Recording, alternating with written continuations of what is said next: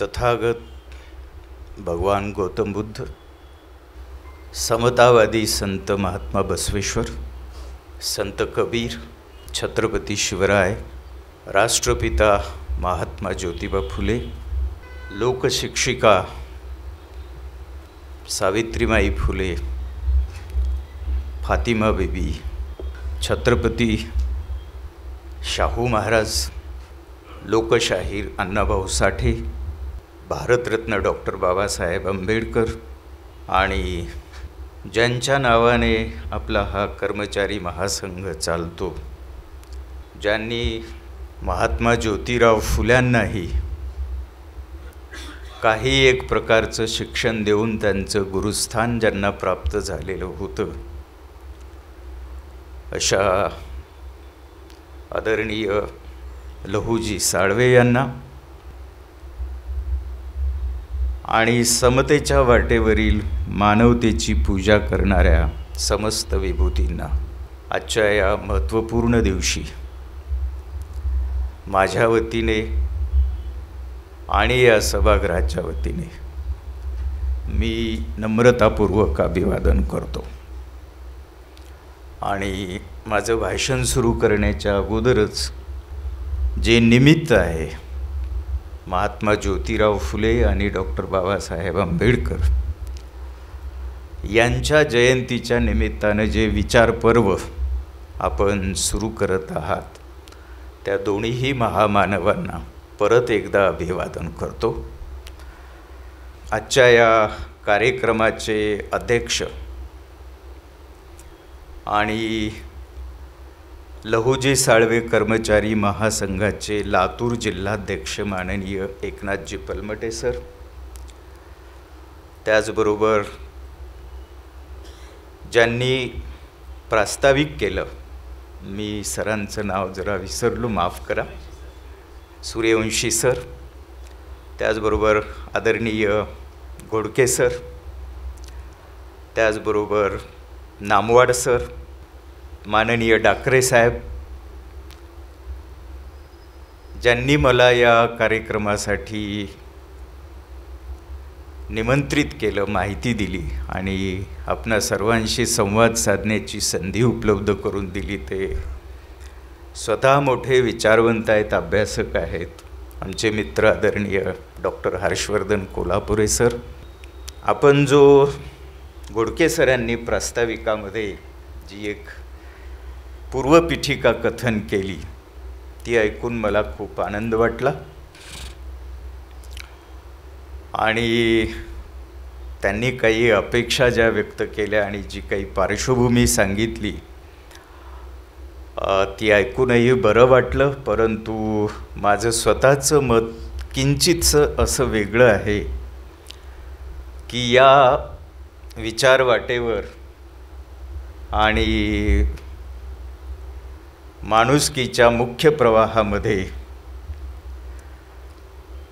जात कुठलीही असो, व्यक्ती कोणतीही असो, ज्यांना या महामानवाच्या विचाराचा किंचितही स्पर्श झालेला आहे, ती जात एकाकी नाही. जी फुले शाहू आंबेडकरांच्या, लोकशाहीर अण्णाभाऊ साठेंच्या, छत्रपती शिवरायांच्या विचारावर चालणारी व्यक्ती आहे, तो जात समूह आहे, तो मुख्य प्रवाहातच आहे चळवळीच्या, असं मी मानतो सर. असं काही आपण वाटून घ्यायचं कारण नाही की मातंग समाजापर्यंत प्रबोधनाचं किंवा परिवर्तनाच्या चळवळीचं लोण पोहोचलेलं नाही, किंवा डॉक्टर बाबासाहेब आंबेडकरांचे किंवा ज्योतिरावांचे विचार पोहोचलेले नाहीत असं म्हणायचं बिलकुल कारण नाही. कारण लहूजी साळवेंनी स्वतः महात्मा फुल्यांना काही धडे दिले, त्या काळाचे ते घटक होते. लोकशाहीर अण्णाभाऊ साठेंच्याबद्दल मी नेहमी माझं एक व्यक्तिगत मत असं असतं, किंवा जेव्हा मी काही गोष्टींचा आढावा मांडतो, विशेषतः आपल्याकडे जेव्हा साहित्य क्षेत्रामध्ये साठोत्तर कालखंडामध्ये जी दलित साहित्याची चळवळ पुढे आली, तर मी व्यक्तिशः असं नेहमी मानतो की साठोत्तर दलित साहित्याचे जे गुण आहेत, जे पोटेन्शियल आहे, जी क्षमता आहे आणि जो संदेश आहे, तो अण्णाभाऊंच्या साहित्यामध्ये ह्या प्रवाहाचं नामकरण होण्याच्या आधीच तो प्रकटलेला आहे.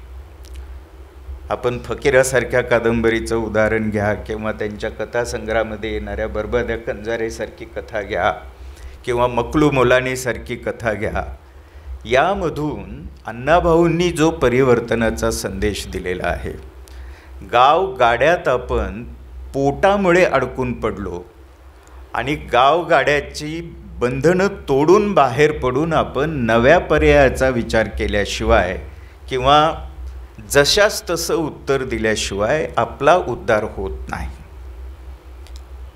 आणि म्हणून मग जेव्हा जात पंचायतीमध्ये बरबाद्या कंजाऱ्याच्या मुलीला जात पंचायत काही गोष्ट तिच्यावरती लादू पाहते, मला वाटतं आपणापैकी अनेकांनी वाचलेली असू शकते ती कथा. मी ती कथा सांगण्यात जास्त वेळ घालवणार नाही, कारण मुख्य विषय थोडासा वेगळा आहे.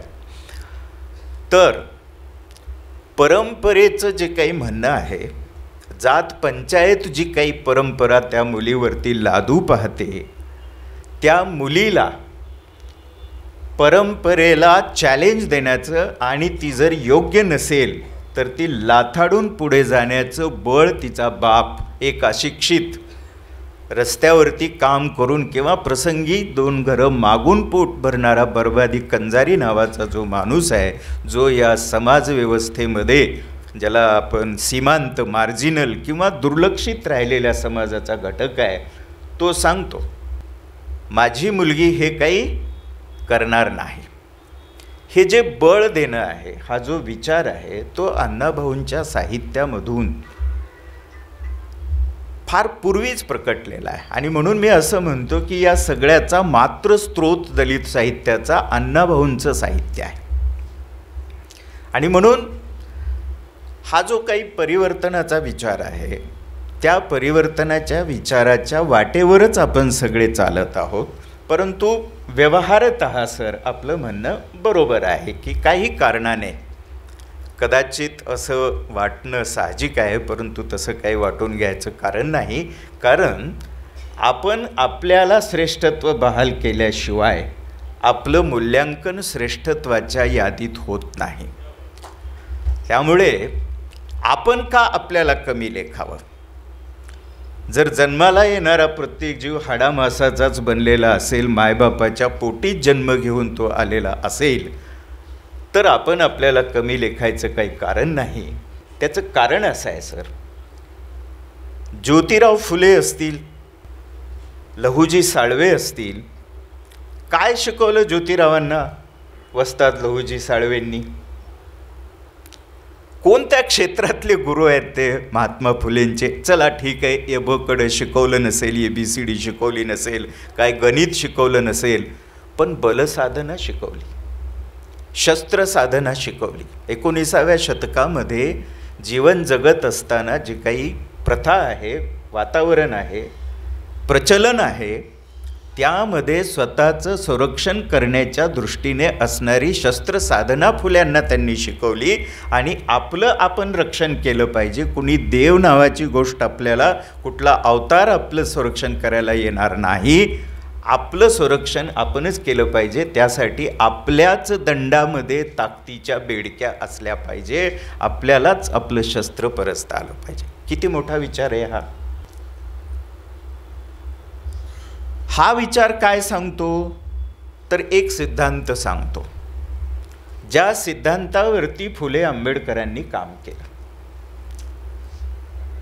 फुले आंबेडकरांनी जे आयुष्यभर संघर्ष केला तो याच सिद्धांताच्या विरोधात केलेला आहे. काय सिद्धांत आहे तो? तर बुद्धी किंवा क्षमता ही वांशिक देणगी असते, जन्मजात देणगी असते. म्हणजे वर्णव्यवस्थेच्या अंगाने जर विचार करू तर ब्राह्मण वर्णाला ही देणगी आहे. ज्योतिरावांनी आणि बाबासाहेबांनी काय सिद्ध केलं असेल तर बुद्धिमत्ता किंवा क्षमता ही वांशिक देणगी नसून इच्छा असणाऱ्या, कष्ट करण्याची तयारी असणाऱ्या, क्षमता असणाऱ्या प्रत्येकाला ती प्राप्त करता येऊ शकते, ती मिळवता येऊ शकते आणि त्यामध्ये उत्कृष्टता साध्य करता येते. हा जो काही तत्कालीन प्रचलित समाजव्यवस्थेतला सिद्धांत होता की वंशश्रेष्ठत्वाचा, आणि त्याचा आधार होता विद्येचा. ती विद्या विशिष्टच वर्गाला किंवा वर्णाला किंवा जातीला घेता येऊ शकते कारण त्यांना ती क्षमता असते, असं मानण्याच्या त्या संपूर्ण युगानुयुगाच्या कालखंडाचा पराभव या दोन विभूतींनी केला. आणि कसा केला तर प्रचंड असं ज्ञान या दोघांनी मिळवलं. ज्योतिराव फुलेंच्या बाबत तर मी असं म्हणेन की नुसती पुस्तकं वाचून आणि विचार सांगून प्रबोधन किंवा परिवर्तनाचं नुसती मांडणी करणारे फुले नव्हते. जर वैद्यकीय डॉक्टरांच्या भाषेत बोलायचं झालं तर रोगाचं निदान करली, चिठ्ठी लिहून दिली आणि औषध मिळून तिथून घे असं म्हणणारे ते डॉक्टर नव्हते. रोगाचं निदान करून उपचाराची व्यवस्था करणारा दवाखाना चालवणारे ते डॉक्टर होते. आणि हा रोग काय होता तर समाजाला झालेला रोग होता. काय निदान होतं? अज्ञान आहे ना, सर्व परिचित आहे, मी काय ते रिपीट करणार नाही आहे ना. विद्येविना मती गेली, मतीविना नीती गेली, नीतीविना गती गेली, गतीविना वित्त गेले, वित्ताविना शूद्र खचले, अवघे अनर्थ एका विद्येने केले. या सगळ्याच्या कारणाशी मुलाशी काय कारण आहे? अज्ञान आहे, अविद्या आहे. का आहे अविद्या? तर ती काहींनीच घ्यावी, काहींना घेता येत नव्हती. याला छेद देऊन विद्या, शिक्षण, ज्ञान ही कोणाची मक्तेदारी नाही हे छातीठोकपणे सांगितलं. 19व्या शतकामध्ये शाळा काढल्या. 1848ला जेव्हा फुले पहिली शाळा काढतात त्यावेळी जगाचा विचार केला तर तिकडे युरोपात मार्क्स हा भांडवली अंगाने किंवा श्रमिकांच्या आणि भांडवलदारांच्या अंगाने समतेचा विचार मांडत होता किंवा त्याची कारणमीमांसा सांगत होता. त्या काळात फुले इथे अज्ञानामुळे समाजव्यवस्थेमध्ये विषमता आहे, समाजाचे काही घटक दाबून ठेवले गेलेले आहेत, त्यांना जर समानतेच्या पातळीवर आणायचं असेल तर त्यांना संधी दिली पाहिजे. ती संधी फुले उपलब्ध करून देत होते. म्हणजे सावित्रीमाईंना शिक्षिका करून स्त्रियांसाठी शाळा काढणं किंवा अस्पृश्यांसाठी शाळा काढणं ही एक घटना नव्हती किंवा एक गोष्ट नव्हती. ती एका व्यापक अशा परंपरेला पराभूत करून, जी परंपरा विषमतेला तत्व मानत होती, त्या विषमतेला संपूर्ण समता आणि संधीचं समान वाटपाचा विचार मांडण्याचा तो प्रयोग फुलेंनी त्या काळी केलेला आहे. आता आपल्या मुख्य विषयामध्ये जे आपण सांगतो की फुले आंबेडकरांना अपेक्षित भारत आणि आजचे वास्तव. आता भारत म्हटलं म्हणजे राष्ट्र या अर्थाने आपण म्हणतो, देश या अर्थाने आपण म्हणतो. देश कशाला म्हणायचं? काय दगड, धोंडे, जमीन, माती, डोंगर, दऱ्या, शेतं, वनं, रानं म्हणजे देश काय? तर देश असा माती दगडांचा बनत नाही. माती दगड हे घटक आहे, देश माणसांचा बनतो. आणि मग असा देश म्हणून जर भारत उभा राहायचा असेल, तो जर सक्षमपणे उभा राहायचा असेल, मुळात तो उभा राहायचा असेल, तो एकात्म उभा राहायचा असेल, तर या दोघांनी काय विचार मांडला? एखादा देश उभारणीची त्यांची काय संकल्पना होती? आता देश म्हणजे देशातली माणसं असा जर का अर्थ असेल तर मग आपल्या देशाचं वास्तव फुल्यांच्या काळात काय होतं, बाबासाहेबांच्या काळात काय होतं, आपल्या काळामध्ये काय आहे? तर सर म्हणाले त्याप्रमाणे आपला देश जातीमध्ये विभागलेला, जातीप्रधान आहे. आता हा जातीमध्ये विभागलेला जो देश आहे त्याला एकात्म करायचं, त्याला सक्षम करायचं, त्याला देश म्हणून उभा करायचं, तर काय करावं लागेल? मग त्यांनी या जाती प्रधान व्यवस्थेमध्ये काही जाती अन्य काही जातींना जर समान लेखत नसतील, संधी मिळू देत नसतील, तर ती वाट मोकळी केली पाहिजे. म्हणजे या देशामध्ये जर समता आणि एकात्मता नसेल, जर बंधुभाव नसेल, आता आपण सगळे म्हणतो आपल्या देशाचं एक वैशिष्ट्य विविधतेने नटलेला देश आहे ना, युनिटी इन डायव्हर्सिटी इंग्रजीत ज्याला म्हणलं, काय विविधतेत एकता, हे आपल्या देशाचं वैशिष्ट्य.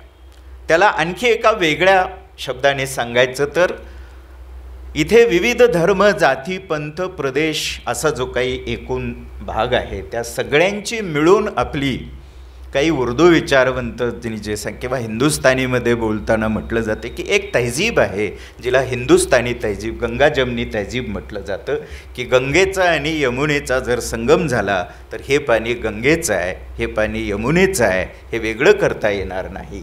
जसे हे दोन पाण्याचे स्रोत एकत्र आल्याच्या नंतर एकमेकांमध्ये इतके मिसळून जातात की ते पाणी वेगळं काढता येत नाही, तशी एकात्मता, एकमेकांमध्ये विलय झालेली जी काही ओळख आहे ती म्हणजे या देशाची सांस्कृतिक गंगा जमनी तहजीब आहे. इथे हिंदू म्हणून मुस्लिमांपासून विभक्त नाही आहे किंवा इथल्या विविध जाती ह्या एकमेकांपासून वेगळ्या नाही आहेत, त्या एक झाल्या पाहिजे, त्यांच्यात बंधुभाव निर्माण झाला पाहिजे, त्यांच्यामध्ये प्रेम निर्माण झालं पाहिजे. आता हे करत असताना नुसत्या प्रेमावरती देश चालणार नाही. म्हणजे जरा वेगळ्या क्षेत्रात म्हणतो ना, प्रेमानं काही पोट भरता येतं का? प्रेम आवश्यक आहे, परंतु पोट भरणं जगण्यासाठी नुसतं प्रेम आवश्यक नाही, प्रेमाचा आधार महत्त्वाचा ठरू शकतो.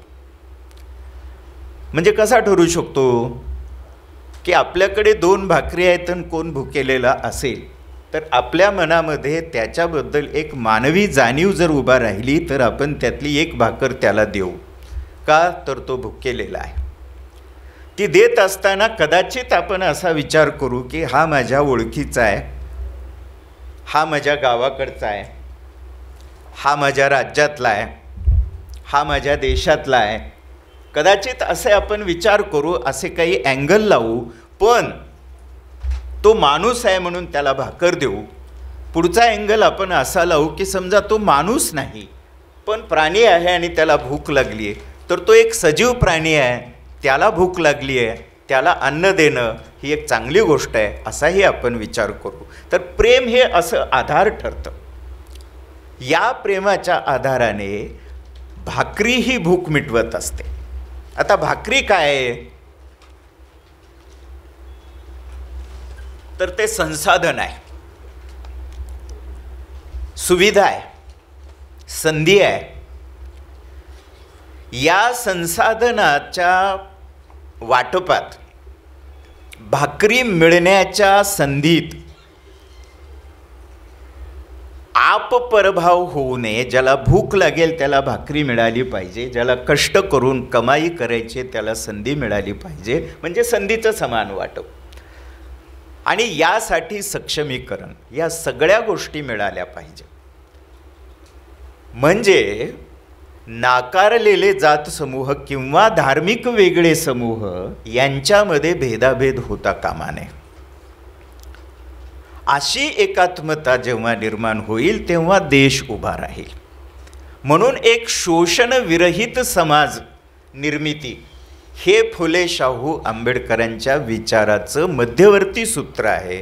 आणि हे शोषण जर संपत्ती, प्रदेश, लिंग, जात, धर्म, वर्ण अशा अनेक कारणांवरून होत असेल तर ती कारणं दूर करून या माणसांना या देशाचे नागरिक म्हणून, या देशाची जी काही संसाधनं आहेत, या देशाचं असण्यामुळे, नागरिक असण्यामुळे जो काही एक अधिकार प्राप्त होतो तो समान पद्धतीने प्राप्त झाला पाहिजे. या दृष्टीने केलेला विचार, या दृष्टीने केलेलं काम हे फुले शाहू आंबेडकरांचं वैचारिक काम आहे, सामाजिक सुधारणेचं काम आहे, देश उभारणीचं काम आहे. आणि या अर्थाने आपल्याला फुल्यांनी काढलेल्या अस्पृश्यांसाठीच्या शाळेकडे किंवा महिलांसाठी काढलेल्या शाळेकडे बघावं लागतं. आता हे शिक्षण द्यायचा त्यांनी का विचार केला, तर शिक्षणाच्याच आधाराने सामाजिक शोषणाची प्रक्रिया अत्यंत गतिमान झालेली होती. अनेक प्रकारचे म्हणजे वेगवेगळ्या प्रकारचे विचार. आता आपण आजच्या स्थितीमध्ये आपण जे काही पाहतो आहोत मग आता डॉक्टर बाबासाहेब आंबेडकरांचा विचार येतो, मगाशी मी म्हणाल्याप्रमाणे लोकशाहीर अण्णाभाऊ साठेंचा विचार येतो. म्हणजे मी म्हणालो ना मगाशी की लहुजी साळवेंनी काय शिकवलं असेल, तर एक सक्षमता, स्वयंपूर्णता ही शिकवली. फुल्यांनी काय केलं, तर शिक्षणामुळे समाजाचं शोषण होतं आहे, ते शिक्षण दिलं पाहिजे आणि ती देण्याची व्यवस्था केली.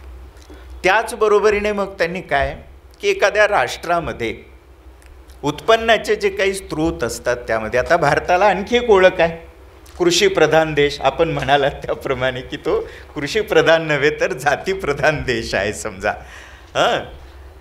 तर थोडीशी अशी गफलत झालेलीच आहे. तो कृषीप्रधान देश आहे म्हणजे इथे अन्नधान्य पिकाऊ जमीन आहे आणि ती अन्नधान्य पिकाऊ जमीन ही अन्नाचा स्रोत आहे. त्या जमिनीचं वाटप जे आहे ते योग्य पद्धतीनं झालं पाहिजे. म्हणून फुले काय म्हणतात की धर्मावरून माणसं नाकारली गेली नाही पाहिजे. इथे कृषीप्रधान देश आहे तर बहुतांश लोक हे शेतीशी निगडीत व्यवसाय करून आपलं पोट भरतात. कुणी शेतमालक असतील, कुणी शेतमालक नसतील तर शेत मजुरी करत असतील. तर या शेतकऱ्यांची स्थिती जर सुधारायची असेल, फार मजेशीर विचार फुल्यांनी मांडलेले आहेत. म्हणजे शेतीविषयक विचार आहेत, शिक्षणविषयक विचार आहेत, त्याचबरोबर जाती धर्म म्हणजे सामाजिक आशयाचे विचार आहेत. आणि मग सामाजिक किंवा शेती किंवा शिक्षण या क्षेत्रामधली परिस्थिती जी फुल्यांना दिसली ती काही योग्य प्रकारची परिस्थिती नव्हती, ती विषमताकारक परिस्थिती होती. काही जातींच्या हातामध्ये इतर जातींच्या भवितव्याचे अधिकार एकवटलेले होते आणि त्यामुळे त्या जाती या अन्य जातींचं शोषण करत होत्या. आणि मग जर शोषण असणारा देश हा सक्षम देश होऊ शकणार नाही. आणि मग या शोषणाला दूर करण्यासाठी काय केलं पाहिजे त्याचं प्रबोधन फुल्यांनी आपल्या पुस्तकांमधून केलं, त्यांच्या खंडांमधून केलं आणि जे काही त्यांनी वैचारिक लेखन केलं त्यामधून केलं.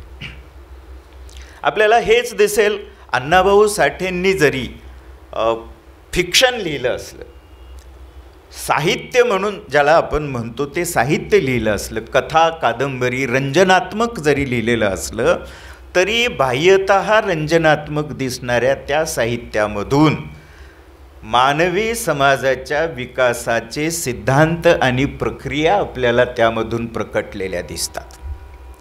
आता आपण फुल्यांनी जे केलं, म्हणजे फुले काय म्हणतात की शेती ही निसर्गावर अवलंबून दिसते, पावसाच्या पाण्यावर बऱ्याचदा अवलंबून दिसते. आणि पाऊस नाही पडला तर अवर्षणामुळे शेती पिकणार नाही वगैरे. तर मग पडणाऱ्या प्रत्येक थेंबाचं नीट समायोजन केलं पाहिजे. त्यासाठी काय केलं पाहिजे, तर बंधारे ताली बांधल्या पाहिजे, म्हणजे जलसंधारणाची कामं केली पाहिजे. पाणी साठवणुकी धरणाचा विचार तो केला पाहिजे. आणि फार गमतीशीर पर्याय सुचवतात फुले. ही कामं करण्यासाठी सैन्य दलातले आणि पोलीस दलातल्या कर्मचाऱ्यांना त्या कामावरती लावलं पाहिजे आणि त्यांच्याकडून ती कामं करून घेतली पाहिजे. दुसरी गोष्ट काय फुले सांगतात, आत्ता आपण जे पाहतो आहोत की संविधानाप्रमाणे आपला देश धर्मनिरपेक्ष आहे. 19व्या शतकाच्या त्या उत्तरार्धामध्ये फुले अधर्मनिरपेक्षतेचा विचार मांडतात की तुमचा देव आणि तुमचा धर्म हा तुमच्या घरात असला पाहिजे, तो सार्वजनिक ठिकाणी येता कामा नये. जो विचार आपण आजच्या संविधानामध्ये पाहतो. म्हणजे एकूण विचाराचं सूत्र काय, तर समाजामध्ये जर दरी असेल, समाज जर विभक्त असेल, समाजामध्ये जर परस्पर सौहार्द नसेल, समाज हा जर एकमय झालेला नसेल तर असा समाज असणारा देश उभाच राहत नाही. आणि असा देश जर उभा राहायचा असेल तर सामाजिक एकात्मता उभी राहिली पाहिजे. विविधता असू दे, मगाशी मी म्हणाल्याप्रमाणे गंगाजननी तहजीब ज्याला म्हटलं जातं ती जाती जातींमधलं प्रेम आणि सौहार्द, धर्माधर्मांमधलं प्रेम आणि सौहार्द हे सगळं उभा राहिलं पाहिजे. आपण बघा, मद्रासमधला किंवा तमिळनाडूतला माणूस धोतर कसं नेसेल, पंजाबचा माणूस धोतर कसं नेसेल, महाराष्ट्रातला माणूस कसा नेसेल, राजस्थानचा कसा नेसेल, वस्त्र एकच आहे, नेसण्याची पद्धत वेगळी झालेली आहे. पण असा माणूस समजा केरळचा एक माणूस आणि महाराष्ट्रातलाचा एक माणूस जर इंग्लंडमध्ये, लंडनमध्ये एअरपोर्टला जर भेटले तर ते काय म्हणून भेटतील? त्यांना एक आपलेपणाची जाणीव होते तिथे की आम्ही भारतीय आहोत, वी आर फ्रॉम इंडिया. हा जो आपलेपणाचा भाव आहे, तो आपलेपणाचा भाव हा सगळ्यात महत्त्वाचा असतो. हा विचार फुले मांडत होते, हा विचार बसवेश्वर मांडत होते. ज्योतिराव काय म्हणायचे? शेतकऱ्यांना काही फुकट द्यावं असं नाही, शेतकऱ्यांना मदत केली पाहिजे, परंतु ती त्यांना काही दानधर्म करावा या स्वरूपातली नाही पाहिजे. त्यांना शेती करण्यासाठी ज्या सुविधा लागतात त्या उपलब्ध होतील अशी परिस्थिती निर्माण केली पाहिजे. आणि ही परिस्थिती निर्माण करणारी जी यंत्रणा असते, जिला आपण शासन म्हणू, ते शासन हे जबाबदार असलं पाहिजे, त्याच्या जाणीवा त्या प्रकारच्या असल्या पाहिजे, ते त्या प्रकारच्या सिद्धांतावरती ते उभं राहिलेलं असलं पाहिजे. आता थोडंसं आपण म्हणजे एकूण काय, महात्मा ज्योतिबा फुल्यांना हा भारत कसा असावा असं वाटत होतं 19व्या शतकामध्ये, आणि त्यांनी त्यासाठी केलेले जे प्रयत्न आहेत, तर हा भारत एकात्म असला पाहिजे. इथे जाती विषमता असता कामा नये, इथे वर्गभेद असता कामा नये, इथे स्त्री पुरुष भेद हा विषमताकारी असता कामा नये. तो विभिन्न लिंग असण्याची जाणीव आपण समजून घेऊया, परंतु त्यामध्ये स्त्री पुरुषाला कनिष्ठ असेल असं मानण्याची जाणीव संपली पाहिजे. स्त्री पुरुष समानतेची जाणीव त्या समाजामध्ये, त्या देशामध्ये, त्या लोकांमध्ये असली पाहिजे. धर्माधर्मांमध्ये आप परभाव असता कामा नये. जो मुख्य व्यवसाय आहे किंवा जगण्याचं जे साधन आहे ते सन्मानजनक असलं पाहिजे. त्याचे उत्पन्नाची साधनं त्याला योग्य पद्धतीने मिळाली पाहिजेत अशी सुविधा शासन पातळीवरती निर्माण झाली पाहिजे. अशा अर्थाचे विचार महात्मा ज्योतिराव फुल्यांनी मांडलेले आहेत, लोकशाहीर अण्णाभाऊ साठेंनी मांडलेले आहेत, महात्मा बसवेश्वरांनी मांडलेले आहेत. आता डॉक्टर बाबासाहेब आंबेडकर काय म्हणतात? मी 2-3 शब्द वापरले. आपलेपणाची भावना, सौहार्द, जाती जातींमध्ये दुरावा आणि द्वेष असता कामा नये, धर्माधर्मामध्ये दुरावा आणि द्वेष असता कामा नये. हे निर्माण करणारी व्यवस्था ही अशा प्रकारचा भाव असणारी असता कामा नये. बाबासाहेबांचं एकूण कार्य आहे. आणि मग शेवटी त्यावरती जो काही त्याचा जो काही मुकुट आपण म्हणूया, क्राउन ऑफ हिज वर्क, ते म्हणजे इथे लोकशाही स्थापन करणे. ती लोकशाही संविधानाच्या आधाराने स्थापन करणे. तर संविधानिक विचार हा बाबासाहेबांच्या एकूण कार्य आणि विचाराच्या प्रक्रियेतला क्राउन थॉट आहे असं आपण मानूया. ती उंची आहे, ते कळस आहे त्याचा आपण मानूया. त्या संविधानिक विचाराच्या मांडणीमध्ये, संविधानामध्ये जी सुरुवात होते ती संविधानाच्या प्रास्ताविकेतून होते. आता संविधानाच्या प्रास्ताविकेमध्ये काही अधिकार दिलेत, काही स्वातंत्र्य दिलेत. आणि काही हमी दिलेत आणि मग काही अपेक्षा व्यक्त करलेत, काहीतरी निर्माण करण्याची अपेक्षा व्यक्त केली आहे. अधिकार काय दिलेत? तर तुमचे मूलभूत अधिकार, तुम्हाला जगण्याचा अधिकार आहे, तुम्हाला कामकाजाचा उपजीविकेचा अधिकार आहे, तुम्हाला प्रॉपर्टीचा अधिकार आहे, भाषण स्वातंत्र्य असं आहे. मग काही स्वातंत्र्य आहेत तुम्हाला, आहे ना, बोलण्याचं स्वातंत्र्य आहे, अभिव्यक्ती स्वातंत्र्य आहे, या देशामध्ये कुठेही जाण्याचं संचार स्वातंत्र्य आहे, आपला धर्म आणि आपल्या धर्माचं प्रबोधन प्रचार प्रसार कर्मकांड करण्याचे अधिकार आहेत, आहे ना, स्वातंत्र्य आहेत समजा. आणि त्यानंतर मग आपल्याला काही कर्तव्य सांगितलेत आणि त्या कर्तव्यानंतर काही अपेक्षा निर्माण आहे, हे झालं पाहिजे अशा अपेक्षा आहेत. काय झालं पाहिजे? तर या देशातल्या सर्व नागरिकांमध्ये बंधुता निर्माण झाली पाहिजे. बंधुता हा मराठीत भाषांतर केलेला शब्द आहे. मूळ इंग्रजीमध्ये बाबासाहेबांनी वापरलेला शब्द फ्रॅटर्निटी असा आहे. मगाशी मी जो म्हणालो की आपलेपणा, की या देशातल्या सर्व नागरिकांमध्ये आपलेपणाची भावना निर्माण झाली पाहिजे. आणि हे आपलेपणाची भावना कोणत्या प्रकारची असली पाहिजे? तर या देशाची एकता आणि एकात्मता प्रवर्धित करणारी ती भावना असली पाहिजे. अशा प्रकारचा बंधुभाव निर्माण झाला पाहिजे.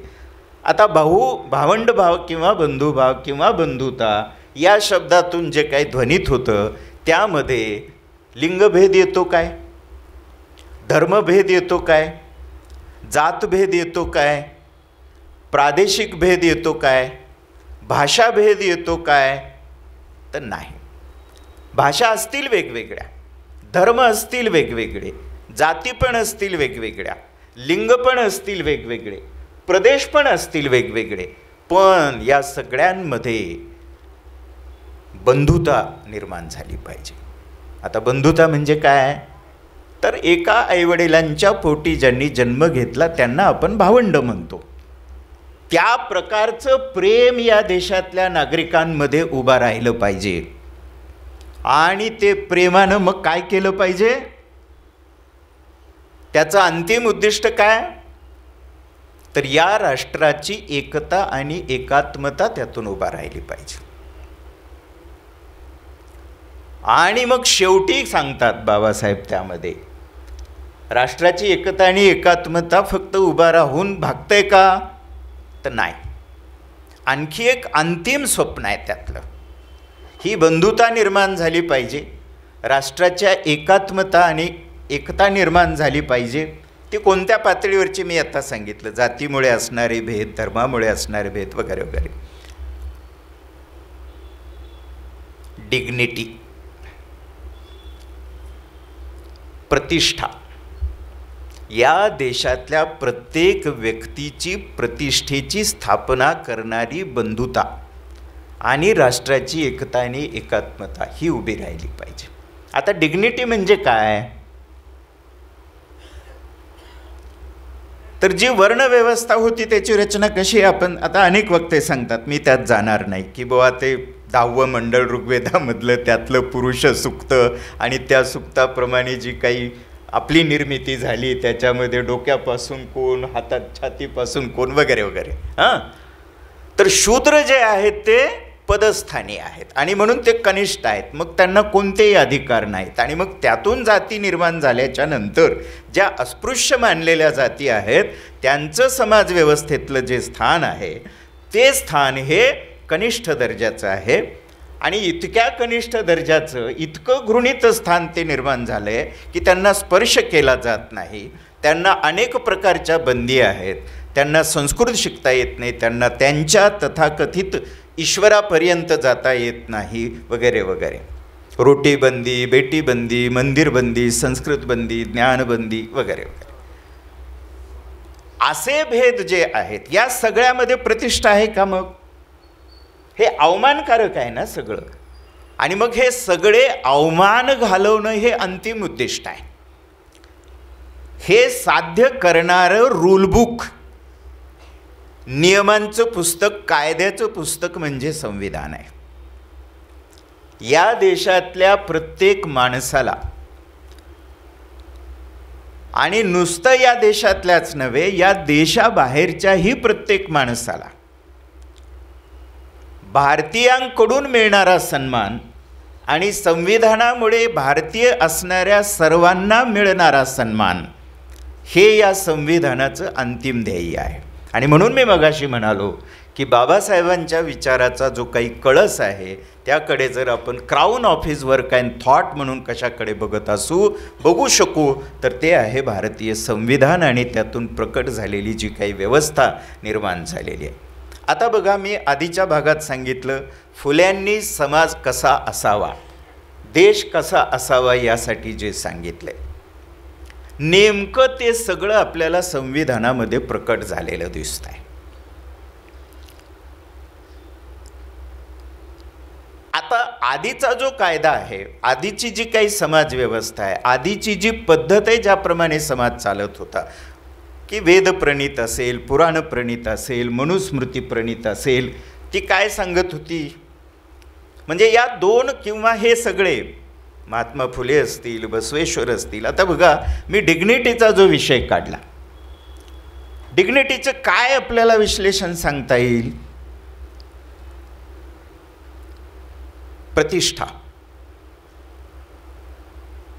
ज्योतिराव फुलेंचं कार्य ज्या काळी चाललेलं होतं, किंवा बाबासाहेबांनी सुद्धा ज्या काळात कार्य केलं, म्हणजे बाबासाहेब सांगतात, त्यांनी छोटंसं 30-35 पानाचं त्यांचं टिपण जे अर्धवट राहिलं, आत्मकथा म्हणून, सर वेटिंग फॉर व्हिसा, त्यामध्ये त्यांनी म्हटलंय, प्रचंड दुःख झालं त्यांना, धाय मोकळून रडले ते आठवून की काय काय भोगलं आम्ही लहानपणी, की त्या गाडीत बसलो वडिलांना भेटायला जायला, त्या नाक्याच्या बाजूला गाडी उभा राहिली, जेवल्यानंतर प्यायला पाणी नाही, गाडीवान गाडीत बसवतो पण अस्पृश्य पोरं माझ्या गाडीत बसली आहेत म्हणून तो पायी चालतो, पण गाडीत त्यांच्याबरोबर बसत नाही. यात बसण्याचं सुख हे माणूस म्हणून नाकारलेल्या अप्रतिष्ठेच्या अगदी पासंगालाही पुरत नाही.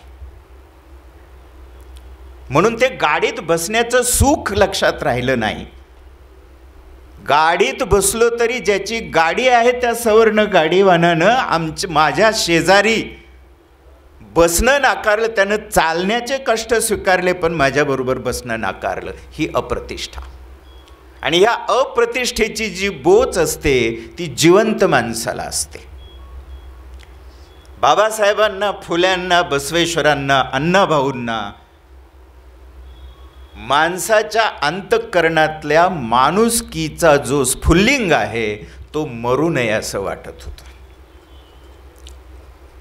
असं म्हणतो ना आपण एका म्हणीमध्ये, वाघ म्हातारा झाला तर काही गवत खाणार नाही. काय अर्थ आहे या म्हणीचा? या म्हणीचा अर्थ नुसता आहाराच्या अंगाने नाही, त्याच्या असण्याच्या प्रतिष्ठेच्या जाणीवेशी तो अर्थ आहे.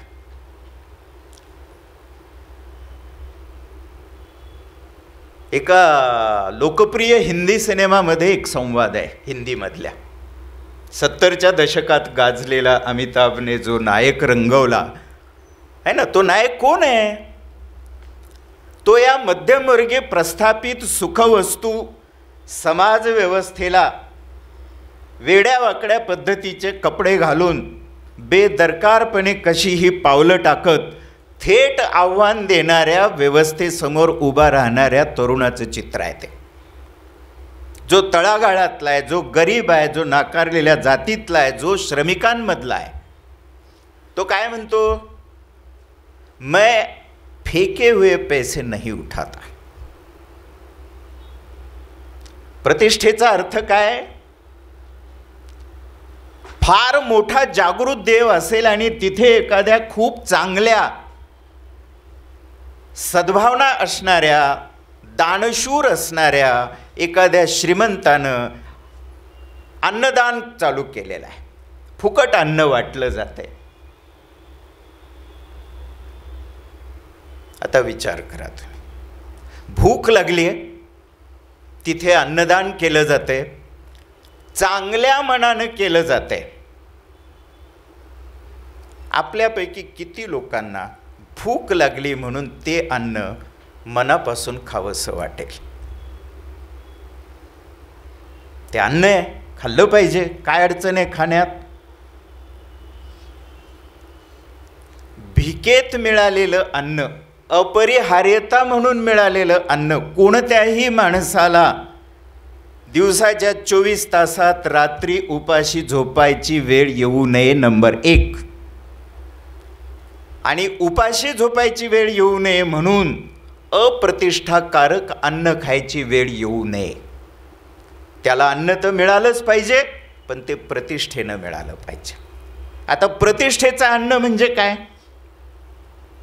मोठ्या श्रीमंत देवळात मिळालेलं अन्न, मोठ्या श्रीमंत माणसानं दान केलेलं अन्न, लय शिकलेल्या एखाद्या माणसानं दान केलेलं अन्न. कोणतं अन्न? मुळात असं भीक किंवा दान म्हणून, भूक लागली म्हणून खायची वेळ आली आणि खाण्यास पर्याय नाही असं खावं लागणारं अन्न हे अप्रतिष्ठाकारक आहे. म्हणून वाघ ते खात नाही, तो मरून जातो, गवत खात नाही. प्रश्न गवताचा नाही, त्याची प्रतिष्ठा सांभाळून त्याला त्याचं उदरभरण करता आलं पाहिजे. कधी शक्य आहे ते? मग कोणतं अन्न प्रतिष्ठाकारक? बसवण्णा म्हणतात काय कवे कैलास. कष्ट घाम न गाळता तुम्ही जेवायला बसला तर जेवण जात नाही. भूक लागली पाहिजे त्याला, त्यासाठी कष्ट केले पाहिजे, शरीर हललं पाहिजे. म्हणजेच कष्टाद्वारे मिळवलेलं अन्न. याचा अर्थ काय झाला? तुम्हाला तुमच्या उपजीविकेची हमी मिळाली पाहिजे. एखाद्याला असं प्रतिष्ठाकारक अन्न जे स्वतः कष्ट करून कमवून खाण्याची संधी, यापेक्षा वेगळं संविधानामध्ये काय सांगितलंय?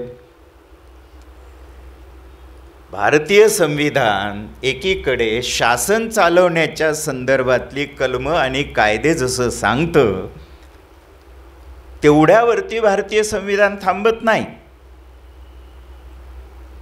त्याचं अंतिम उद्दिष्ट काय सांगतात बाबासाहेब? तर राजकीय लोकशाही हा एक टप्पा आहे. सामाजिक लोकशाहीच्या स्थापनेच्या दिशेनं आपल्याला गेलं पाहिजे. म्हणून त्यांनी संविधान सभाला सुद्धा नकार दिला होता. तुम्हाला थोडं आश्चर्य वाटेल याबद्दल, पण कोल्हापुरे सर आहे तिथे. माझं म्हणणं, मी जरा सर असल्यामुळे जरा करेक्टच बोलतो आहे. जेव्हा संविधान सभा स्थापन करायची चर्चा सुरू झाली तेव्हा बाबासाहेब म्हणाले की कशाला पाहिजे संविधान सभा? तुम्हाला जर ब्रिटिश गेल्यानंतर हे देश चालवायचं आहे, प्रशासन चालवायचं आहे, तर ते चालवण्यासाठी आवश्यक असणारे कायदे आत्ता ज्या कायद्याप्रमाणे आपण चालतो आहोत त्या 1935च्या भारत सरकार कायद्यामध्ये सगळ्या तरतुदी आहेत. देश चालवता येईल, प्रशासन चालवता येईल. म्हणून काय गरज आहे संविधान सभेची? Why to waste the time and why do this unnecessary? पण तुम्हाला जर सामाजिक न्याय स्थापन करायचा असेल, तुम्हाला जर इथली सामाजिक व्यवस्था बदलून न्यायपूर्ण भारतीय सामाजिक व्यवस्थेत ही लोकशाही बदलायची असेल तर मात्र संविधान सभेची गरज आहे. मग ती स्थापन करावी. आणि म्हणून संविधानाचं अंतिम उद्दिष्ट सांगताना ते म्हणतात की राजकीय शासन प्रणाली म्हणजे संविधानाचं अंतिम उद्दिष्ट नाही, तर सामाजिक लोकशाहीची स्थापना करणं हे संविधानाचं अंतिम उद्दिष्ट आहे. आणि ती करत असताना मग जातीभेद होता कामा नये, धर्मभेद होता कामा नये, यासाठी ते सांगतात. काय केलं मग त्यांनी? तर जो काही वेदप्रणीत किंवा मनुप्रणीत समाजव्यवस्था ज्या कायद्याने चालत होती ती कशी व्यवस्था होती? तर समजा की एका माणसाने चोरी केली, 4 माणसाने एकच वस्तू चोरण्याचा गुन्हा केला. त्यातला एक समजा ब्राह्मण वर्णाचा, एक क्षत्रिय वर्णाचा, एक वैश्य वर्णाचा, एक शूद्र वर्णाचा आहे, तर काय शिक्षा व्हायला पाहिजे? मग एकच वस्तू 4 माणसांनी चोरली, गुन्हा चोरीचाच आहे, वस्तू एकाच प्रकारची आहे, 4 व्यक्ती आहेत, फक्त त्या 4 वेगवेगळ्या सामाजिक स्तरातल्या आहेत. मनुस्मृतीच्या कायद्याप्रमाणे त्या 4 वेगवेगळ्या सामाजिक स्तरातल्या लोकांना एकाच गुन्ह्याच्या कृतीसाठी वेगवेगळी शिक्षा होती. म्हणून बाबासाहेबांनी काय केलं, तर गुन्हा एक असेल तर त्यासाठीचा कायदा एक राहील, म्हणजे समान कायदा आणि कायद्यासमोर सगळे समान. जर चोरीचा गुन्हा असेल तर इंडियन पिनल कोडचं कलम जे आहे ते सगळ्याच लोकांना लागू होईल. तो अमुक वर्णाचा किंवा अमुक जातीचा आहे म्हणून ते कलम बदलणार नाही. इथं जी धार्मिक किंवा धर्मग्रंथाच्या आधाराने समाज नियमनाची व्यवस्था होती ती बदलून सर्व समान पद्धतीवरती ती व्यवस्था आणली. हा बदल केला त्यांनी. आणि मग काय केलं, आता हे जर असं करायचं असेल तर एक व्यवस्था करावी लागत होती, ज्याचं सुतोवाच खुद्द फुल्यांनीही केलं होतं, की ज्याने त्याने आपला धर्म आपल्या घरी सांभाळावा, तो सार्वजनिक ठिकाणी आणू नये. बाबासाहेबांनी संविधानामध्ये हा विचार मांडला की राज्याला धर्म असणार नाही. म्हणून आपल्याकडे आपण जेव्हा लोक निवडून देतो किंवा मोठ्या शासकीय पदावरती आपण जेव्हा नोकरीला लागतो तेव्हा जनहितार्थ आपण कामं करत असतो, तेव्हा एक शपथ घ्यावी लागते. ती शपथ घेतल्याशिवाय निवडून आलेला आमदार खासदार कोणीही त्याला ते दर्जा मिळत नाही. आणि ती शपथ घेत असताना पहिल्या शपथेचा भाग जो आहे तो समजा जो असेल तो ईश्वर साक्ष किंवा आहे ना, म्हणजे पण तिचा दुसरा जो भाग आहे तो जबाबदारीशी संबंधित भाग आहे. मी काम कसं करेन याच्याशी संबंधित तो भाग आहे. तो भाग असा आहे की या पदावरून लोकनियुक्त लोकप्रतिनिधी म्हणून या सदनाचा सदस्य किंवा मंत्री म्हणून किंवा संविधानिक पदावर काम करत असताना माझ्यासमोर जे काम मी भारतीय नागरिकांच्या सुविधेसाठी म्हणून करण्यासाठी येईल ते करत असताना मी धर्म, जात, वंश, पंथ, प्रदेश, भाषा अशा कुठल्याही प्रकारचा विचार न करता निरपेक्षपणे ते काम करेन. ही धर्मनिरपेक्षता बाबासाहेबांना अपेक्षा. म्हणजे एका धर्माला अधिक गुण आणि दुसऱ्या धर्माला अप्रतिष्ठा अशा प्रकारची गोष्ट या देशातलं लोकशाही राज्य म्हणून होणार नाही याची तरतूद संविधानामध्ये बाबासाहेबांनी करून ठेवली. त्याला आपण धर्मनिरपेक्षता म्हणतो. तुम्हाला धर्मपालन करता येईल. बघा गंमत कशी आहे, तुम्हाला धार्मिक स्वातंत्र्य मूलभूत अधिकार म्हणून दिलंय आणि दुसरीकडे प्रशासन किंवा काम करताना धर्ममध्ये आणता येणार नाही. याच्याच आधाराने बुद्धिभेद करून आपल्याला खेळवलं जातं. आपण धर्मनिरपेक्षता म्हणजे काय ते नीट समजून घ्यायला पाहिजे. धर्मनिरपेक्षता म्हणजे या राज्याचा कर्मचारी किंवा लोकांनी निवडलेला प्रतिनिधी म्हणून हा देश चालवत असताना सर्व धर्म, जाती, लिंग, प्रदेश, भाषा याच्या कुठल्याही भेदात न पडता ते काम आपण निरपेक्षपणे केलं पाहिजे, ही अपेक्षा आहे. आपला धर्म घेऊन आपण आपल्या सार्वजनिक कार्यात जाता कामा नये, ही ती अपेक्षा आहे. आणखी एक गोष्ट बाबासाहेबांनी केली.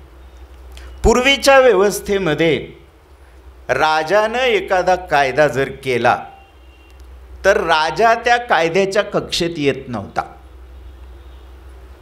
काही कायदा असू दे, काही गुन्हा करू दे, राजावर तो कायदा चालत नव्हता. संविधानाने जी लोकशाही व्यवस्था आणली त्यामध्ये एका घराण्यानं येणारा राजा तर नाहीच आहे, लोक निवडून देतील तो शासक आहे, त्यालाच लोकशाही म्हणतो आपण. तिथे बसून कायदा करणाऱ्यांनी सुद्धा जर त्या कायद्याच्या विरोधात जाणारं वर्तन केलं तर कायदा त्यांनाही लागू होतो. हे कायद्यासमोर सर्व समान, हा अमुक जातीचा आहे, ह्या धर्माचा आहे म्हणून याला ह्या कायद्यातून सूट आहे असं होत नाही. म्हणजे सर्वांना समान कायदा, सर्व कायद्यांच्या समोर. कायदा करणाराही कायद्याच्या कक्षेतून सुटत नाही, अशी व्यवस्था निर्माण केलेली आहे. म्हणजे फुले आणि बाबासाहेब या दोघांच्या विचाराचा धागा किती एकात्म आहे असं तुम्ही पहा. अशा प्रकारचा भारत निर्माण करण्यासाठी या दोघांनी काम केलं. आता बघा 1920 साली या देशामध्ये पहिल्यांदा जेव्हा लोकशाही पद्धतीने या देशात शासन आणण्याच्या तयारीला ब्रिटिश सरकार लागलं होतं, तेव्हा एक कमिशन आलं की या देशात ही व्यवस्था कशी आणता येईल. साऊथबरो नावाचा एक अधिकारी होता, त्याच्या अध्यक्षतेखाली ते आलं साऊथबरो कमिशन. त्यासमोर बाबासाहेबांनी साक्ष दिली. त्या साक्षीमध्ये त्यांनी काय सांगितलं, म्हणजे काही लोकांनी असं सांगितलं होतं की किमान शिक्षण, किमान उत्पन्न या दोन अटी आणि नुसतं उत्पन्न नव्हे तर किमान इन्कम टॅक्स कर भरणारी व्यक्ती त्याला मतदानाचा अधिकार असावा. बाबासाहेबांनी काय सांगितलं, अशा कुठल्याही गोष्टीने इथे सामाजिक न्याय स्थापन होणार नाही. प्रौढ मताधिकार पद्धती आणा. प्रौढ वयात आलेल्या प्रत्येक व्यक्तीला समज आलेली असते आणि जर आलेली नसेल तर ते काम करता करता अनुभवातून शिकतील. म्हणून इथे उत्पन्न किंवा शिक्षण याच्या अटी न लादता सार्वत्रिक मतदानाचा अधिकार दिला पाहिजे आणि तो त्यांनी मिळवला. म्हणून आपण मतदान करतो, म्हणून आपण आपले राजे, आपले शासक निवडतो, सत्ताधीश निवडतो. ही प्रातिनिधिक लोकशाही आहे आणि त्या सगळ्यावरती हे शासन कसं चालवायचं त्याची बंधनं आहेत. मध्ये खूप घडलं, काय म्हणल्याबरोबर ते दिलं असं नाही. उलट त्यांनी घरभाडं किती मिळतं, महापालिकेला कर किती भरतो, चौथी पास आहे का, किमान 350 रुपये वार्षिक उत्पन्न किंवा 125 रुपये वार्षिक उत्पन्न, अशा अटी घातल्या. 1935 पर्यंत या अटीच्या अधीनच मग मताधिकार मिळाला. आणि मग 35च्या नंतर जी काही गतिमानता झाली, या देशात पहिल्या निवडणुका झाल्या. त्या निवडणुकीत बाबासाहेब उतरले. म्हणजे पुणे करार वगैरे ह्या सगळ्या गोष्टी आता सर्व परिचित आहेत, समजा त्यात मी जात नाही आहे. आणि मग 1946ला संविधान सभा उभी राहिली, त्यात बाबासाहेबांचा समावेश झाला. बाबासाहेब पुढे मसुदा समितीचे अध्यक्ष झाले आणि त्या पदावरून काम करताना, हे सगळं संविधान उभा करताना असे अनेक प्रश्न त्यांच्यासमोर आले, अनेक प्रश्न त्यांच्यासमोर आले. आणि मग कशा पद्धतीने ही लोकशाही उभा राहील, तर लोकांनी आपला प्रतिनिधी निवडून द्यावा. असे प्रदेशवार मतदारसंघ निर्माण झाले. त्यातून मग जे लोक निवडून जातील त्यांनी एकत्र बसून मग शासन चालवणारे त्यांचे प्रतिनिधी निवडावे, म्हणजे मंत्रिमंडळ निवडावं. आणि त्या मंत्रिमंडळाने मग राज्यकारभार करावा. किती काळ करावा, तर 5 वर्ष. म्हणजे एकदा निवडून दिले तर ते मरेपर्यंत कारभार करावा अशी एका व्यवस्था तर नाही. 5 वर्ष त्यांनी काम करावं आणि ज्यांनी निवडून दिले त्यांच्या विश्वासाला पात्र राहावं. 5 वर्षांनंतर ज्यांनी निवडून दिले त्यांचा विश्वास टिकून राहिला तर ते पुन्हा निवडून येतील, नाही टिकून राहिला तर लोक त्यांना निवडून देणार नाहीत. अशी खूप साधी सोपी व्यवस्था आहे ही. पण इथे गडबड झाली. मग मीच निवडून आलो पाहिजे यासाठी ज्या लटपटी खटपटी सुरू झाल्या, त्या लटपटी खटपटीमुळे फुले शाहू आंबेडकरांच्या किंवा बसवेश्वरांच्या किंवा बुद्धाच्या किंवा लोकशाहीर अण्णाभाऊ साठेंच्या स्वप्नातला जो मानवी मूल्यांच्या आधारावर उभा राहणारा समाज, मानवी मूल्य जपणारी जी शासन व्यवस्था, मानवी मूल्य हा आत्मा असणारी जी काही सामाजिक व्यवस्था आहे ती उभाच राहिली नाही. कारण निवडून येण्यासाठी बहुमत पाहिजे. मताधिक्य मिळालं तर तो निवडून येणार अशी पद्धत आहे आपल्याकडं. आणि मग ते निवडून येणारं मतदान मिळवण्यासाठी मतदान करणाऱ्यांना शहाणपणच येऊ द्यायचं नाही अशी व्यवस्था निवडून जाणाऱ्यांनी केली. मुळात हे शासन आणि हे निवडून जाणारे लोक लोकातून का जावेत असं बाबासाहेबांना किंवा फुल्यांना वाटत होतं, तर ते लोकांचेच प्रतिनिधी असल्यामुळे लोकांच्या हितासाठी तिथे काम करतील. ते काय करू लागले, आता निवडून आलो मग दुसऱ्यांदा निवडून मलाच जायचे, त्यासाठी मला निवडून देणारे लोक माझ्या मुठीत राहिले पाहिजे, फिक्स झाले पाहिजे, असे मतगठ्ठे बांधायचा प्रयत्न ते करू लागले. आणि मग मतगठ्ठे बांधत असताना या देशाचं जे वास्तव आमच्या घोडके सरांनी सांगितलं त्या वास्तवाचा अत्यंत वाईट पद्धतीने उपयोग केला गेला. ॲनायलेशन कास्टमध्ये काय, किंवा बसवांना त्या 12व्या शतकामध्ये जातीविरहित समाजव्यवस्थेचा जो काही विचार मांडत होते, किंवा जो महात्मा ज्योतिराव फुल्यांनी शिक्षणामुळे माणसामध्ये प्रगल्भता येईल आणि जातीय द्वेष संपेल आणि हा समाज मानवी मूल्यांनी फुललेली बाग होईल असं वाटत होतं, किंवा शाहू महाराज जेव्हा आरक्षण देतात, आरक्षणाचा आदेश काढतात, तेव्हा शाहू महाराजांना जे वाटत होतं की जे मागे पडलेले आहेत त्यांना थोडासा बूस्ट दिला, आधार दिला. ते उदाहरण देतात की आजारी घोड्याला थोडे जास्तीचे हरभरे खाऊ घालावे म्हणजे तो जरा लवकर बरा होईल. या अर्थाने ते आरक्षणाकडे पाहत होते. या दृष्ट्या लोकांनी जे सकारात्मक पद्धतीने पाहिलं त्यातली सकारात्मकता घालवून आपणच निवडून जावं, आपणच सत्ताधारी व्हावं असा ज्यांना मोह पडला, अशी ज्यांची लालसा अनावर झाली, असे लोक या जाती संपवण्यापेक्षा, या जातींमध्ये प्रेम निर्माण करण्यापेक्षा, जे संविधानाच्या प्रास्ताविकेत बंधुता उभा करण्याचं आश्वासन जी आम्ही आमच्या प्रती दिलेली गोष्ट आहे तिला डावलून बंधूंमध्ये भाऊबंदकी उभा करण्याचा कृष्ण कृत्याचा जो काही भाग आहे तो हे लोक करू लागले. माणसामध्ये लढाया लावू लागले, जातीमध्ये संघर्ष उभा करू लागले, धर्मामध्ये विसंवाद उभा करू लागले. आजच्या भारताचं चित्र काय दिसतंय तर प्रचंड मोठा धार्मिक विसंवाद दिसतोय.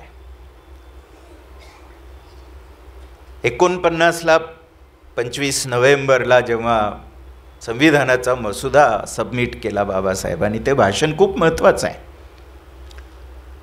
किंवा जेव्हा संविधान सभा उभी राहिली 17 डिसेंबरला त्यांनी केलेलं संविधान सभेतलं पहिलं भाषण आहे, फार महत्त्वाचं भाषण आहे.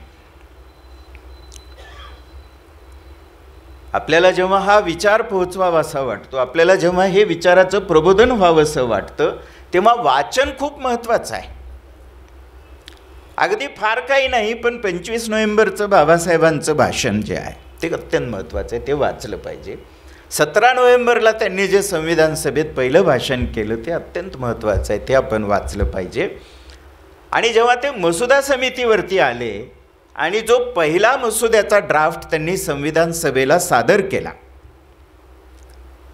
साधारण मला वाटतं फेब्रुवारीचा महिना आणि 1948ला वगैरे तो ड्राफ्ट त्यांनी संविधान सभेला सबमिट केला.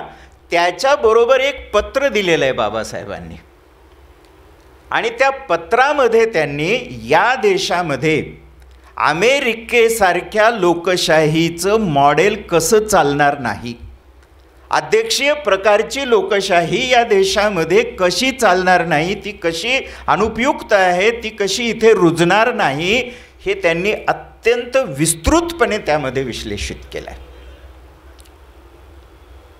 आता भारतीय लोकशाहीचं स्वरूप काय आहे, तर मी सांगत होतो मगाशी की आपण लोक आपला प्रतिनिधी निवडतो, आपले प्रतिनिधी त्यांचा नेता निवडतात आणि तो नेता त्याचे कार्यकारी सभासद सहकारी निवडतो, ज्याला आपण मंत्रिमंडळ म्हणतो आणि त्यालाच आपण पुढे सरकार म्हणतो. अशी आपली पद्धत आहे. म्हणजे काय पद्धत आहे, लोकांनी प्रतिनिधी निवडावा आणि प्रतिनिधींनी आपला नेता निवडावा. आता इलेक्शन जे काही चालले गेल्या 2014 पासून ते कसं चाललंय, नेता निवडून मग प्रतिनिधी निवडावे अशा प्रकारचं इलेक्शन चाललंय, जे निखालसपणे बाबासाहेबांच्या संविधानाच्या विचाराच्या विरोधी आहे. संविधान इथे प्रातिनिधिक संसदीय लोकशाहीचं मॉडेल देते आणि त्या प्रातिनिधिक संसदीय लोकशाहीच्या मॉडेलमध्ये लोक आपला प्रतिनिधी आपापल्या भागातून निवडून देतात आणि तो निवडून जाऊ इच्छिणारा माणूस आपापल्या भागातल्या मतदारांकडे स्वतःला मत मागत असतो आणि तो स्वतः निवडून जाऊन आपला नेता निवडून त्याच्या हाती देशाचा कारभार सोपवत असतो. याचा अर्थ काय झाला, याचा अर्थ बाबासाहेबांचे विचार आणि संविधानाची जी काही रचना आहे ती डावलण्याचा प्रयत्न चाललेला आहे. जनमानसामध्ये ती संविधान विरोधी रचना रुजवण्याचा प्रयत्न चाललेला आहे. आता म्हटलं जातं बुवा की संविधान बदलणे वगैरे, अनेक लोकांची काही वक्तव्य पण आलेली आहेत. एका जबाबदार शासनातल्या सरकारचा ॲडवायझर असणाऱ्या माणसानं एक लेख लिहिला इंग्रजी वृत्तपत्रामध्ये. आणखी बरंच इंग्रजीमध्ये लिहिलं जातं आहे, आपण वाचतो की नाही मला माहीत नाही. म्हणजे आपण वाचत नाही असं विधान करणार नाही, कारण सगळ्यांचं पोटेन्शियल काय आपल्याला माहीत नसतं. परंतु इंग्रजीमध्ये बरंच काही लिहिलं जात आहे. जसा तो लेख आहे की आता संविधानाचं पुनरीक्षण करण्याची वेळ आलेली आहे, ते तपासण्याची वेळ आलेली आहे असं तसं संविधान वसाहतवादी आहे आणि या वसाहतवादी संविधानाला बदलण्याची वेळ आलेली आहे असं एक अख्खं पुस्तकच लिहिलेलं आहे ना. बिबेक देवराजचं ते एक झालं. आणखी एक वसाहतवादी संविधान आहे आणि त्याची समीक्षा होऊन ते वसाहतवादी संविधान बदलून त्याला नॅशनल बनवलं पाहिजे. विवेक देवराजचा तर लेख आहे, पण वसाहतवादी संविधान आहे म्हणवणार एक अख्खं पुस्तक आहे 450 ते 500 पानाचं. असं भरपूर चाललेलं आहे. आता आपण किती सजग आहोत हा एक महत्त्वाचा मुद्दा आहे. काय काय वाईट घडतंय हा एक मुद्दा आहेच.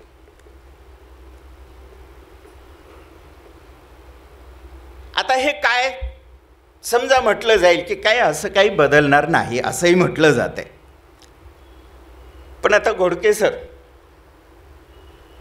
शास्त्रीय भाषेत इथे म्हटलंय कोल्हापुरे सर, एक डिफॅक्टो असतंय आणि एक डिज्यूर असतंय. आपल्या साध्या भाषेत म्हणजे उतारा कायम ठेवला, वहिवाट बदलली. उतारा नावावर आहे, माझ्या नावावर आहे जमीन, वहिवाट कुणाच्या नावावर आहे.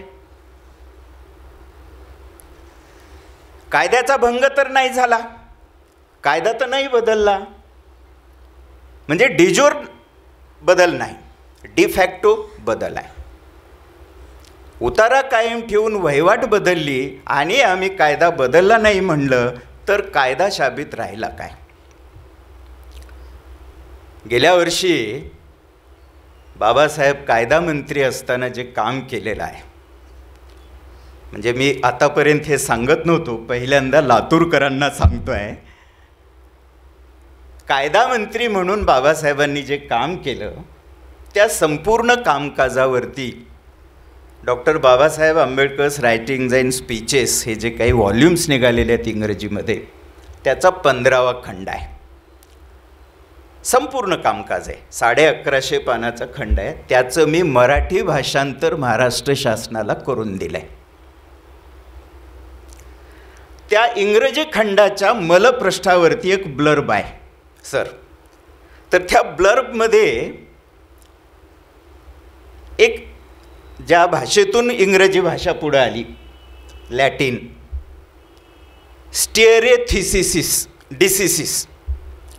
स्टेरेडिसिसिस असा शब्द आहे तो. आता तो काय आहे, तर बाबासाहेबांनी त्याचं विश्लेषण केले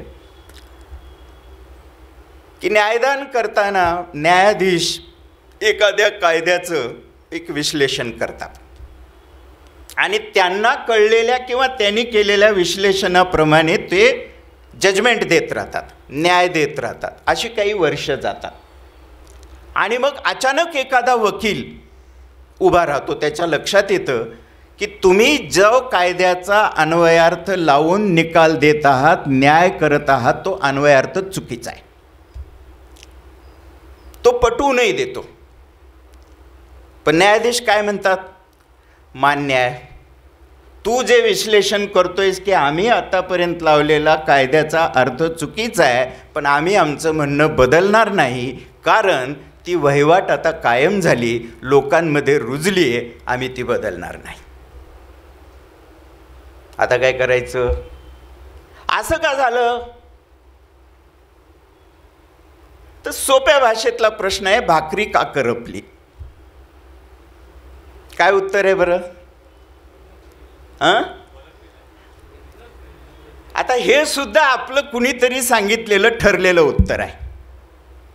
खरं उत्तर असं आहे, मी त्याला आणखी एक उपप्रश्न विचारतो, का पलटली नाही?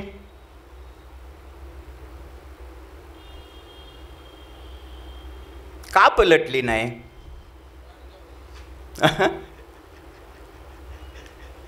अनेक कारणं असतील, पण एक कारण असं आहे की दुर्लक्ष झालं.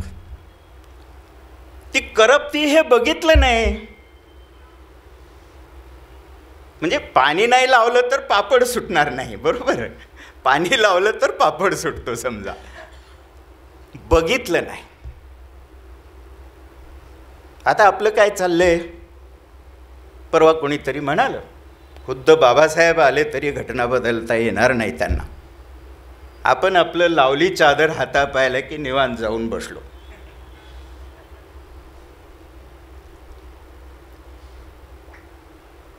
शेवटी आपण राहतो ते घर आपल्या ताब्यातून कधी जातं?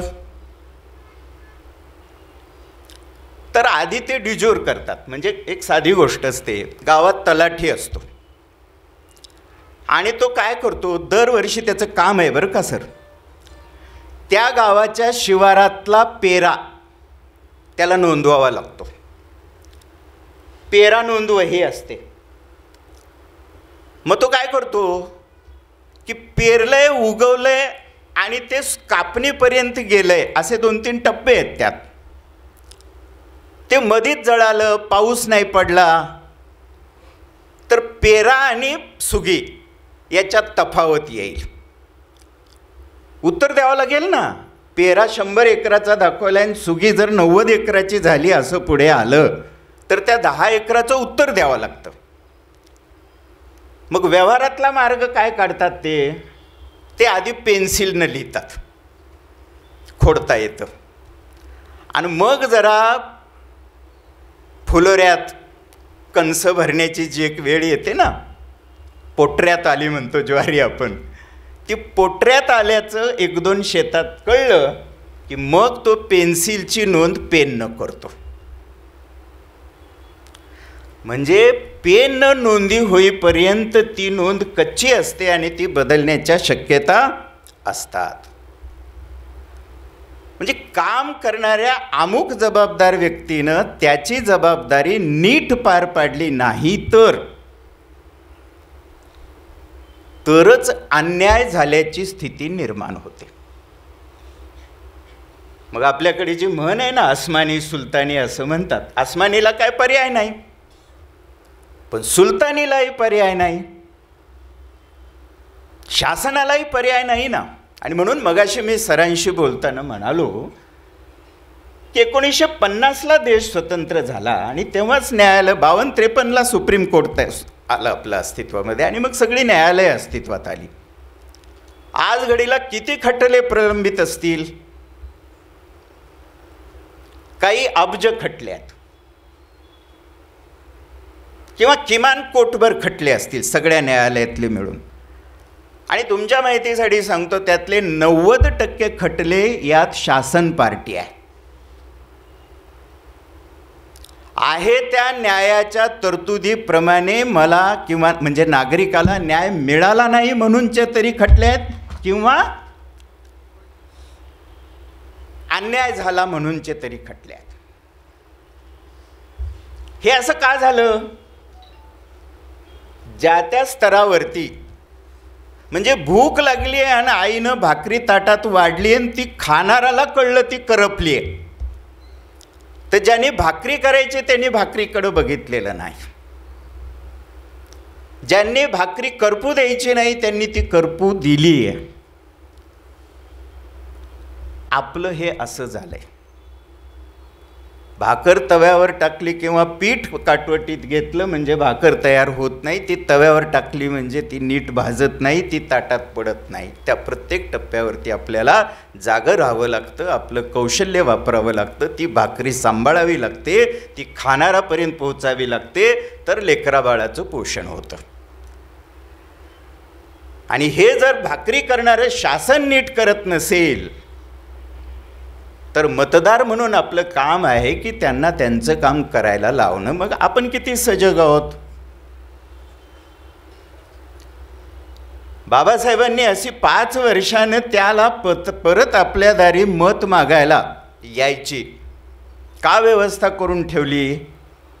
तर तुमचा व्हिजिलन्स राहायला पाहिजे त्याच्यावर, तुमचं लक्ष राहिलं पाहिजे त्याच्यावर, म्हणून केली.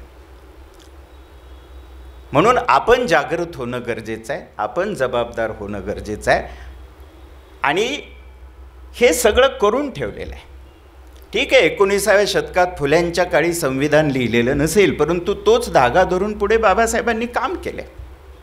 बाबासाहेबांनी संविधानाच्या रूपाने एक सुंदर असं प्रारूप, एक स्वप्न, एक मॉडेल या देशाचं, जे धर्मनिरपेक्ष आहे, जे जातनिरपेक्ष आहे, जे अन्यायविरहित आहे. बाबासाहेबांची आपल्याला लोकशाहीची व्याख्या अनेकांना सांगता येत असेल. काय असेल बरं लोकशाहीची व्याख्या? जरा मला कळली तर बरं होईल. कशाला म्हणायचं लोकशाही?